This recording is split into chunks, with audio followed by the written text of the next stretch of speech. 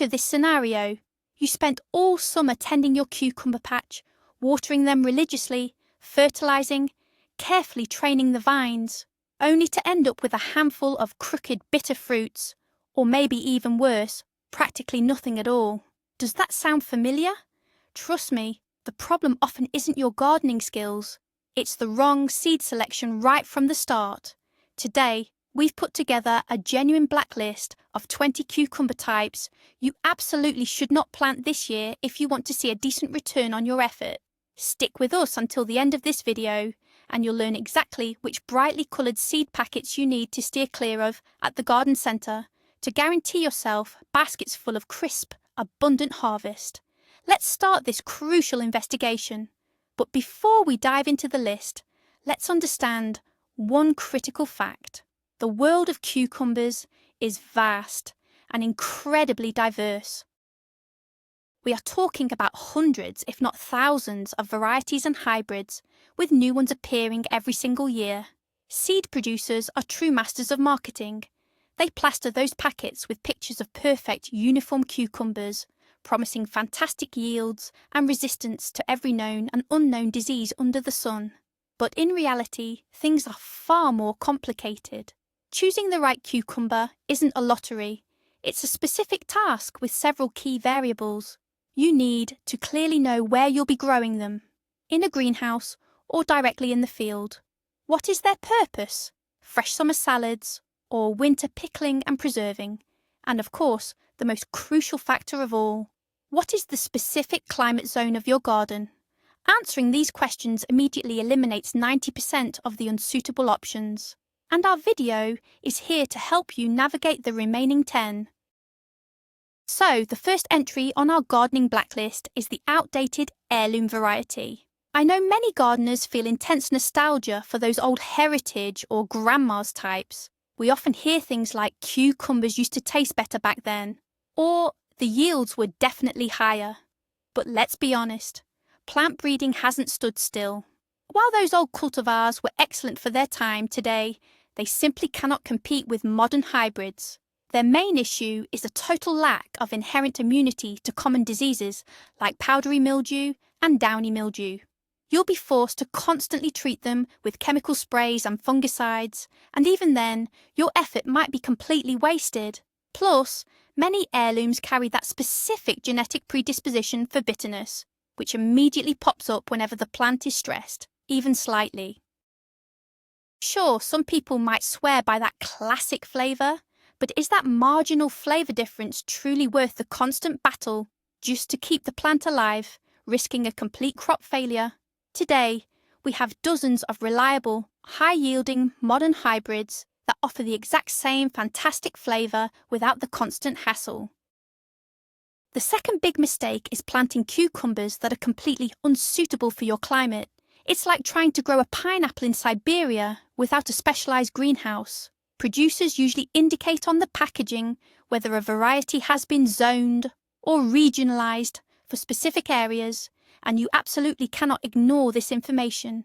Heat-loving southern varieties, perhaps created for warmer regions like Krasnodar Krai, simply won't reach their full potential during a short, cool summer. Say, in the Leningrad region or the Urals, they require a specific quota of sunny days and sustained warmth that your location might not provide.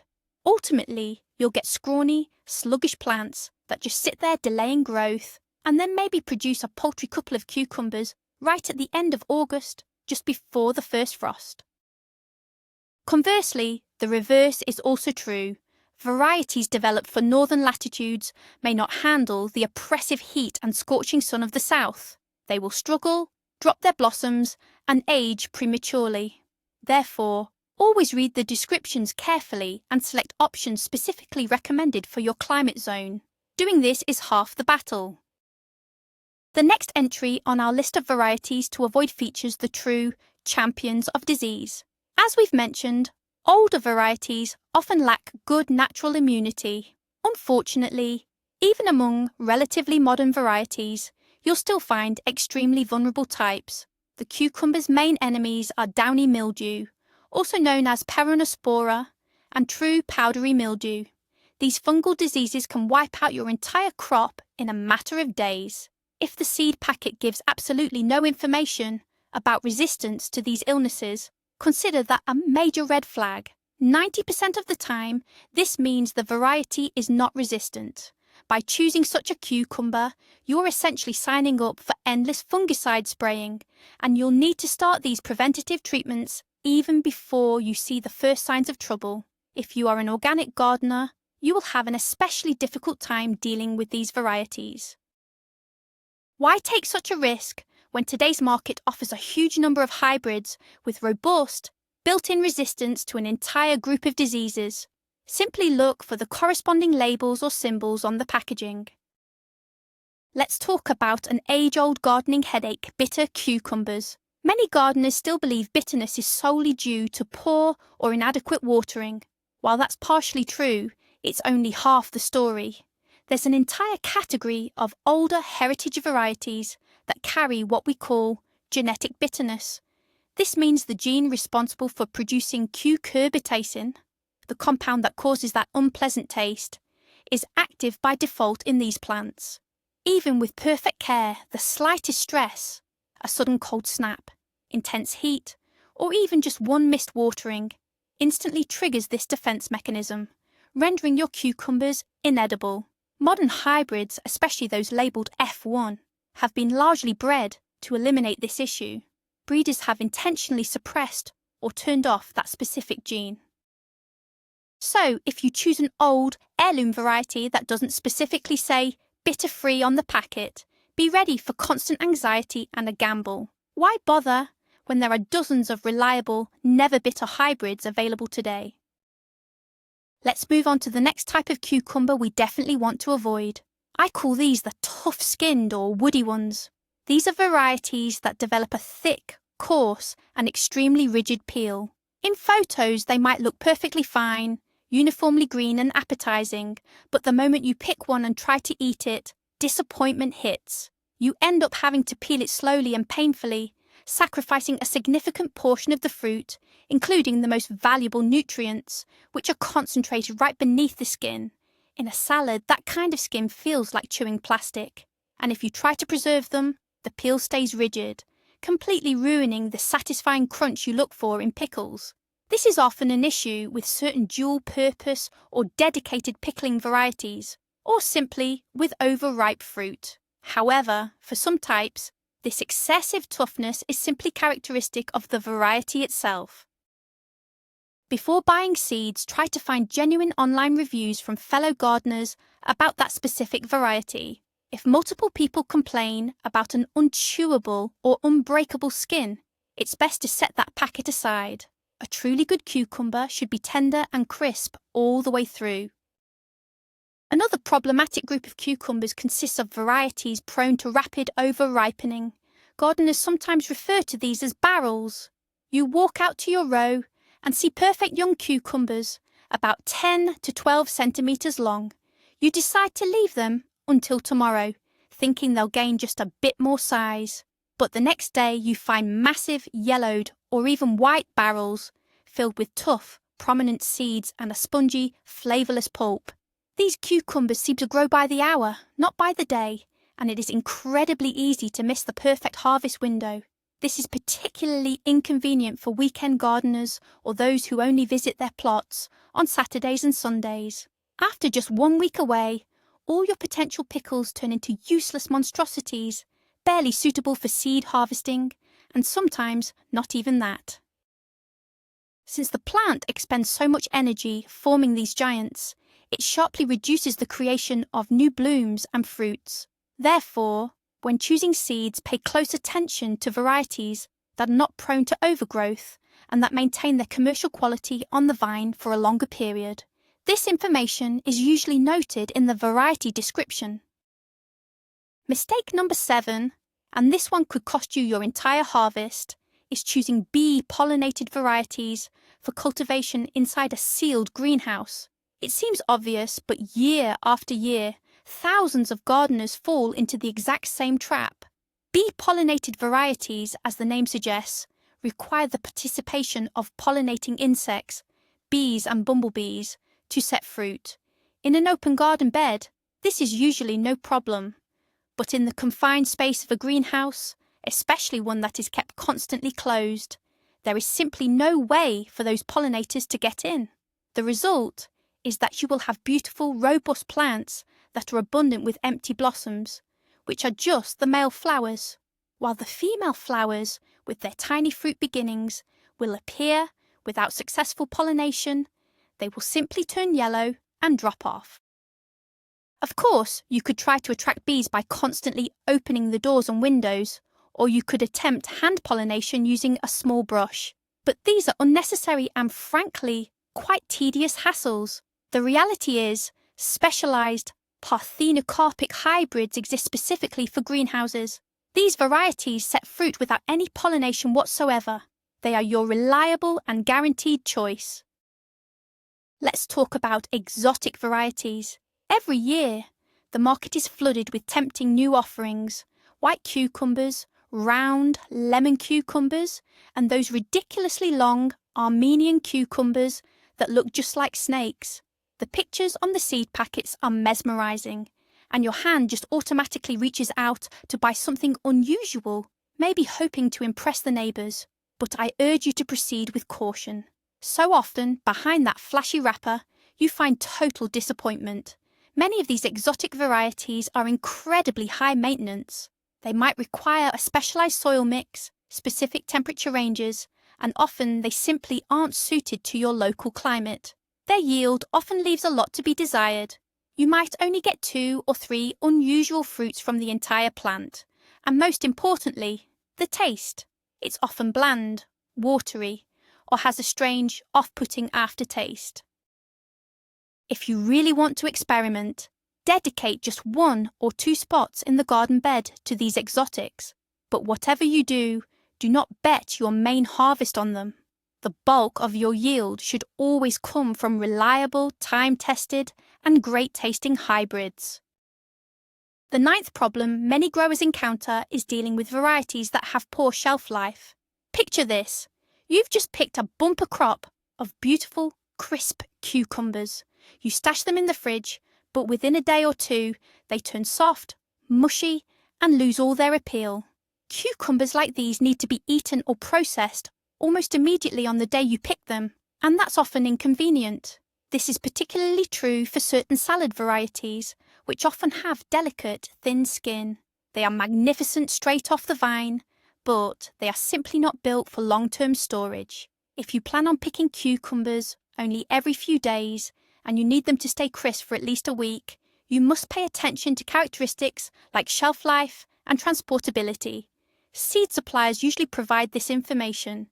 Varieties specifically bred for pickling and canning tend to store much better.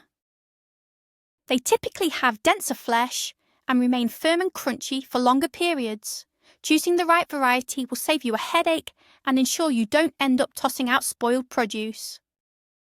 Next up on our list is the issue of gigantism, the pursuit of massive size, often completely sacrificing quality. This refers to varieties that yield extremely large fruits, sometimes reaching half a metre or almost 20 inches in length. The Chinese cucumber is perhaps the most famous example.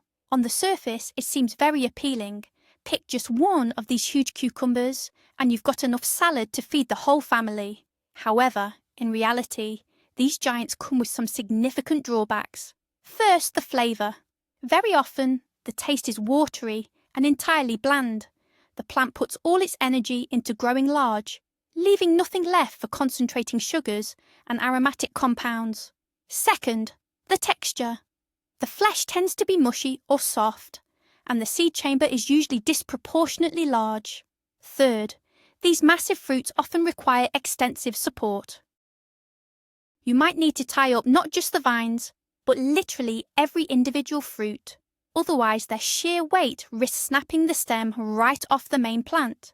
Furthermore, using them whole for pickling or canning is simply impossible. You always have to cut them into pieces. So, before you plant these monsters, really consider if a giant cucumber is what you truly need. Very often, a dozen small, sweet and crisp cucumbers will bring you much more culinary enjoyment. The 11th type of cucumber you should definitely avoid are the varieties known as single crop or short season producers. These are plants with a very brief, though often intense, fruiting period. You plant them, they grow rapidly, and then they produce a massive, concentrated harvest over just 2 or 3 weeks. After that, they age out dramatically, yellow, and stop bearing fruit almost instantly. This phenomenon is known as concentrated yield. This style of fruiting is perfect for commercial farmers who need to clear an entire field quickly and move the product. But for the home gardener who wants fresh cucumbers all summer long, this is extremely impractical. You'll end up with a huge glut of cucumbers in July that you won't know what to do with. And then by August, your garden bed will be essentially empty. It is much more practical to opt for hybrids that have an extended or prolonged fruiting period. These types of plants deliver their harvest in waves, gradually, often right up until the first frost. They remain healthy longer and are constantly setting new blossoms and new fruit. Choosing these continuous harvest varieties guarantees you fresh cucumbers on your table from early summer well into September. Now let's talk about the level of effort required for maintenance. Some varieties demand complicated and time-consuming pruning and training. These are usually the vigorous, indeterminate hybrids, especially those intended for greenhouse growing. To achieve their full potential yield, you'll need to regularly remove suckers, the lateral side shoots, clear out the lower axils, and pinch the growing tips. If you skip this crucial work, the plant will quickly turn into a dense, uncontrollable jungle. It will be poorly ventilated, become disease-prone, and only produce small, misshapen fruit. For an experienced gardener, none of this is a problem.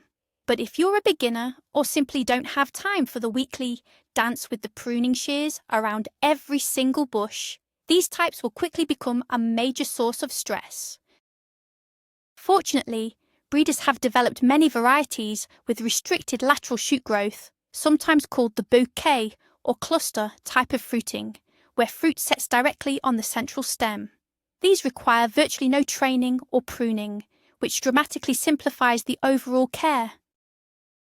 Mistake number 13, often made in an attempt to save a few dollars, is collecting and planting seeds from F1 hybrids. Maybe last year you purchased a gorgeous hybrid that delivered a fantastic harvest. The cucumbers were tasty, uniform, and completely disease-free. Naturally, it's tempting to save the seeds from one of those perfect fruits and plant them next season. Don't do it. The F1 designation means it is a first filial generation hybrid. It's the result of crossing 2 distinct parent lines, locking in specific desirable traits like high yield and disease resistance. All that incredible vigour, productivity, and stability manifests only in that first generation. When you plant seeds saved from an F1 plant, you trigger genetic segregation. You will end up with a motley, unpredictable crew of plants.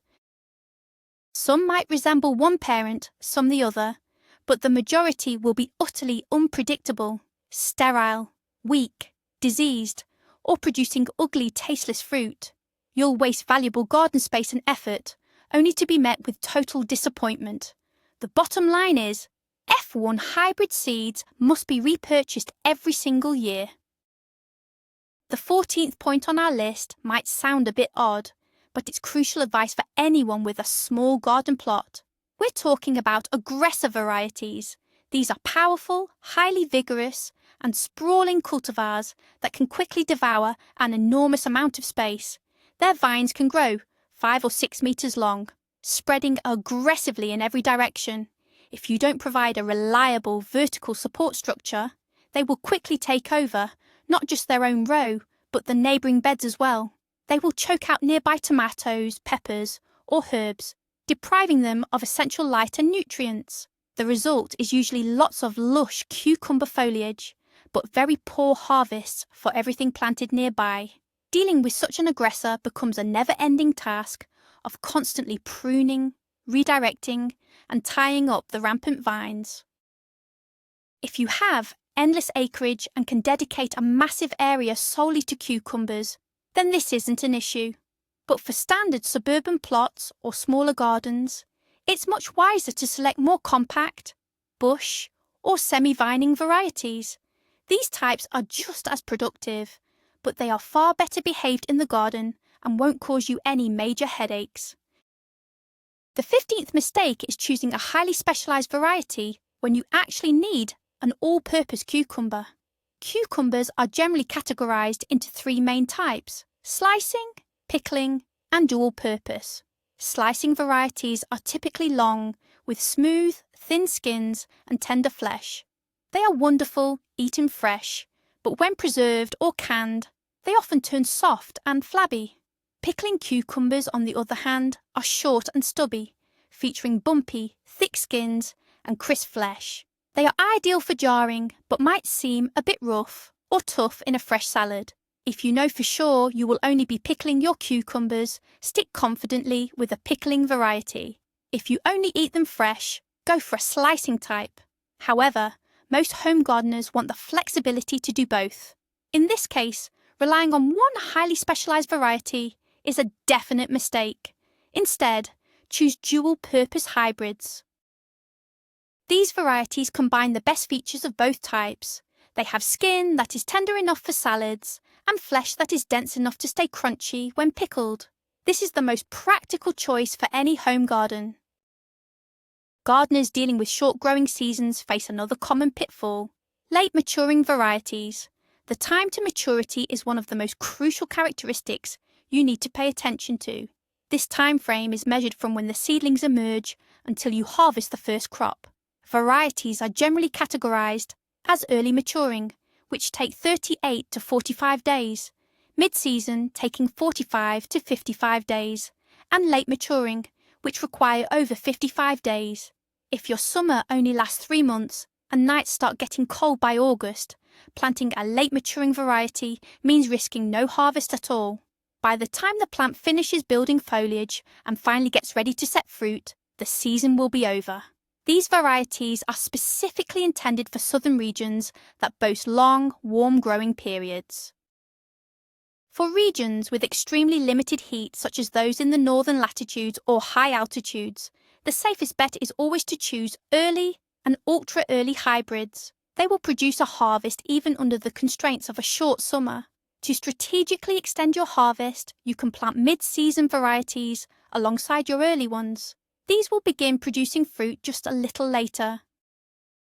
The 17th common issue you might encounter is cucumbers that develop hollow centres or internal voids. Externally, the fruit looks absolutely perfect, beautiful, straight and green. But when you cut it open, it's completely hollow inside. A cucumber like this is useless for salads and definitely not suitable for pickling. When preserved, the pickling brine collects in those hollows, causing the cucumber to turn soft and mushy, losing its flavour and crispness. Several factors can cause these internal voids, including nutritional imbalances or inconsistent watering. However, very often, this is simply a characteristic of the variety itself. Some specific types are genetically predisposed to this problem. Unfortunately, seed producers rarely mention this specific flaw on the packaging. This is where reviews from other gardeners and growers come to the rescue again. Before buying an unfamiliar variety, take the time to search for information about it on gardening forums or in online growing groups. If you see recurring complaints about hollow or empty cucumbers, it's best to steer clear of that variety. Always choose varieties known for having dense, uniform flesh without internal gaps. Point number 18 deals with soil requirements. Yes, generally cucumbers thrive in fertile, loose ground, but some varieties are real divas that will only grow and produce well in absolutely ideal soil. They are highly sensitive to acidity, demanding a strictly neutral pH level. They tolerate even the slightest deficiency or excess of certain micronutrients poorly, reacting by yellowing leaves, dropping fruit sets, and producing misshapen cucumbers. If your garden plot has heavy clay, or conversely poor sandy soil, and you aren't prepared to put significant effort into improving it, adding compost, manure, or adjusting the pH, then stay away from these high-maintenance varieties. Instead, opt for more adaptable and low-maintenance hybrids. Breeders have been working hard on this, developing cucumbers that can yield a great harvest across a wide range of soil conditions and forgive a gardener for minor mistakes in technique. This will certainly make your life much easier.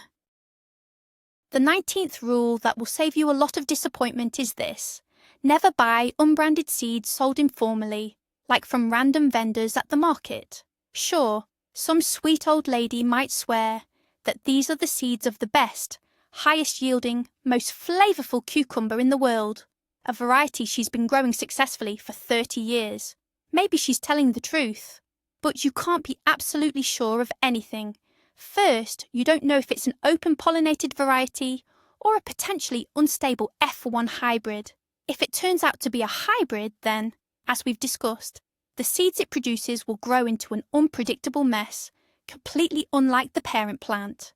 Second, you have no idea how these seeds were stored. They might have frozen, gotten damp, or been exposed to poor conditions, meaning their germination rate could be 0. Third, by using these unverified seeds, you risk introducing dangerous pathogens and diseases directly into your garden beds. Professional seed producers always sterilize, treat, and rigorously test their material. When you buy seeds in official, branded packaging from a reputable, proven supplier, you receive guarantees of varietal authenticity, reliable germination rates, and overall safety. Penny pinching in this area can easily lead to much bigger losses down the road. And finally, the 20th and last item on our list, using commercial or industrial varieties in your home garden. These hybrids are specifically bred for large commercial farms and agro holdings.